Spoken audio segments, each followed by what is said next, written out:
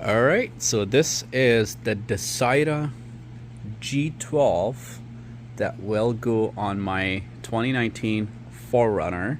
So the reason I went with this one and not the Vivid or that other one, I forgot what it's called, but there's like two options on Amazon. There's a Vivid and Scout is what it is, the other one. They are both, I mean, they're okay. I don't know anything about them really. So, but the reason I went with this one is because it's got a lot better specs in it. So, for example, it's got it's 8 GB RAM, 256 storage. The CPU that's in there has got the Qualcomm 665 CPU. It's got the 4G LTE for a SIM card if I ever wanted to put a SIM card in it, which I am planning on doing that. It's got a better amplifier, so it's a little beefed up a little more. It's also a little more on the price wise. So comes with a user manual, G12 right up there, which is going to explain a little bit different interface as well than the Scout and Vivid. But it's got, the user manual with it, a warranty card, little installation card, and they sent this. I ordered it directly from the site itself, so from the Dasaita website. Comes with a couple trim remover tools. The other thing that it will come with is, looks like a GPS. This is the 4G. That's for the SIM card, and then it comes with a bunch of other harnesses. So I'm only going to be obviously using one set of harnesses. It looks like I can already tell it's not going to be that. I can tell it's going to be this one actually, because let's see here. Yep, it is this one. So I'm going to set that over here, so just so I know. Wi-Fi antenna and a bunch of other accessory harnesses. There's a mic. It's for USBs. Let's see what else is here. That's another one for the USB. Yeah, so this is for the front-facing camera and all the other accessory that you can plug in. So you can do quite a bit of things to this thing. Wi-Fi antenna. This must be a 4G antenna then. Yep, that's what it is, a cell antenna. So it should be pretty good. I'm not gonna video or record how to install it and do an installation video today. Because there's a ton of them out there, right? So I'm gonna take the factory one out of my 2019, take all the components that go in here, put them all in there, get it ready to go. I was kind of on the edge to go with this one or with the T10. The reason I went with this one and not the T10, honestly, is because this is a lot beefier as far as like specs go, and it just looks like a single DIN radio. I don't know about the other flat style stuff. I don't know what's in them. So I mean, you don't get me wrong, it could be a great head unit. I just don't know much about it, and it just, I've had a Dasaita before in my 4th gen 4runner actually, so, and that did really good for me. I didn't have any issues with it. This one comes with a better warranty, and I like the interface of this one. I had a Sony ES or 9500 ES in this thing, and that didn't last 2 weeks. I took it out because it just kept lagging. It kept disconnecting through the Bluetooth, or the Bluetooth, I guess I should say, kept disconnecting. My Android Auto kept on disconnecting. So then the music would, stop working every now and then. It was intermittent, and then the steering wheel control buttons would stop working. So I had a ton of issues with the Sony. It might have been the only one, I don't know, but I just had bad luck with them. I got them from Trail Grid Pro. Great people. I would recommend, if you need something from them, go through them. They're really good people. So I had no issues returning it, and I decided to go with this one. My other option was the Alpine, what the heck is a model? That bigger one, Alpine bigger one for these 4runners. That was my other option to go with, but it sticked out a lot more than the Sony one did, and I just didn't like how far it stuck out. So nevertheless, I'm gonna get this done. I'm gonna go take the other one out so I can transfer all the components, and then should be good to go after that. All right, so I've got the unit in here, bolted in and everything neatly, pretty good. There's no gaps. It all works really good. And then I did put a SIM in it for that 4G. That was one of the reasons why I got it. Now I did test it, already connected to my phone. The booting time is pretty quick.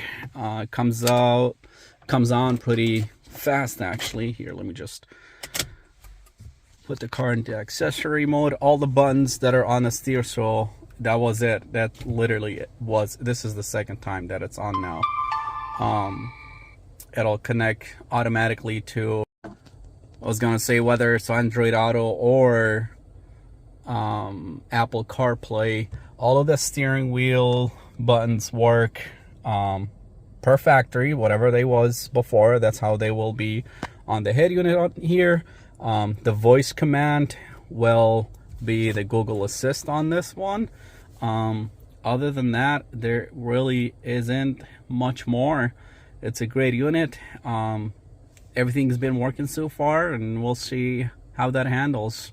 But the connectivity with my Android phone is really good, given that that's a Qualcomm chip that's in there, and then in my Android phone it's got the Qualcomm chip as well. So, and with more storage and the RAM that's bigger, it connects seamlessly. It's honestly, I haven't had a head unit this good yet, so it's been pretty good so far. All the functionalities are there. I did put the SIM in, so I have to go in here. I don't know if it automatically does it or not, if I have data or not right now, but I will have to go in here, play around with it a little bit to see if I can get data in there, and we should be good from there. So far so good, so we'll see how that goes. And then the touch, everything else is pretty good, so we'll see how everything goes, I suppose.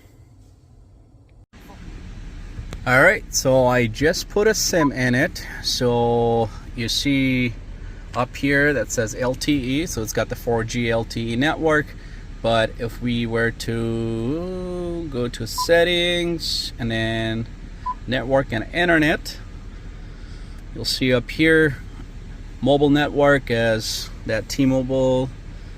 I just went with my carrier. I got a T-Mobile SIM, and I only got the data SIM. It's just only a 5G for now. I'm strictly just testing it to make sure everything works. So, but if I go back to home, and let me just try to see if it's going to work. So I'll just go on YouTube quick.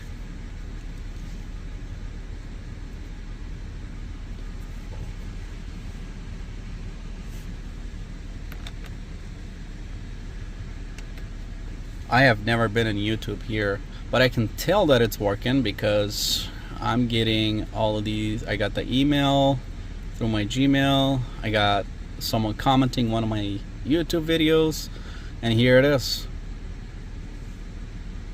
So we'll just say not now, but so everything's working obviously. So you got the 4G in there, and Android Auto works as well. That was my only fear. I was like, okay, so if the head unit has SIM card in it and there's internet, will the Android Auto still continue to work? Which it does, which is good. And so far so good. Everything's working, so no complaints there.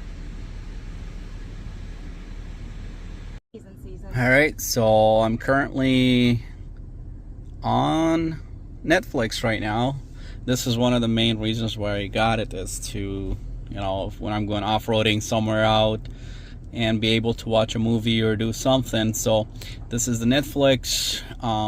Well, just like the Netflix, everything else works as well. So I don't know how well the 5 gigs are going to work. I don't know if it's enough or if it's not enough, but I'm hoping that it's enough, because considering I won't be using it as much. But if it's not, then I'll update it to maybe a 10 gig. And through my own, well, through T-Mobile, which is the carrier that I'm with.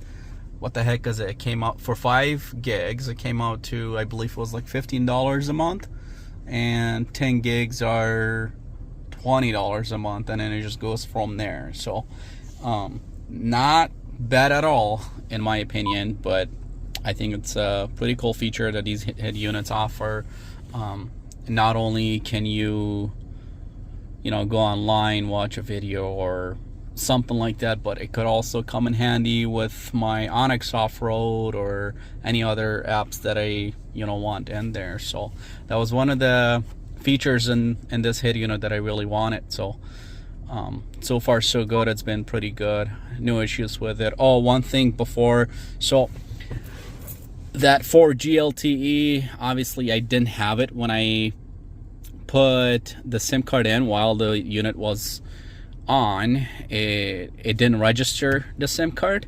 I turned the vehicle off, turned the unit off, turned it back on, tried it again, and it didn't work. So you'll have to leave the SIM card in, insert it in there, the vehicle running, the head unit on, and then you'll have to reset it at that point in order for it to register the SIM card. As soon as I did the hard reset through that little pinhole, everything started to work. I got that 4G right away and no complaints.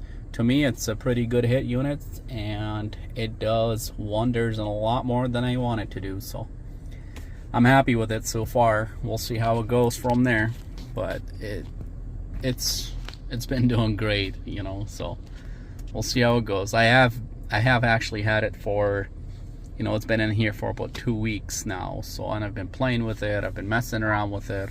The next thing would be to download more apps into it and see how it handles. It's got a lot of room for it to download apps in it. So we'll see how it goes.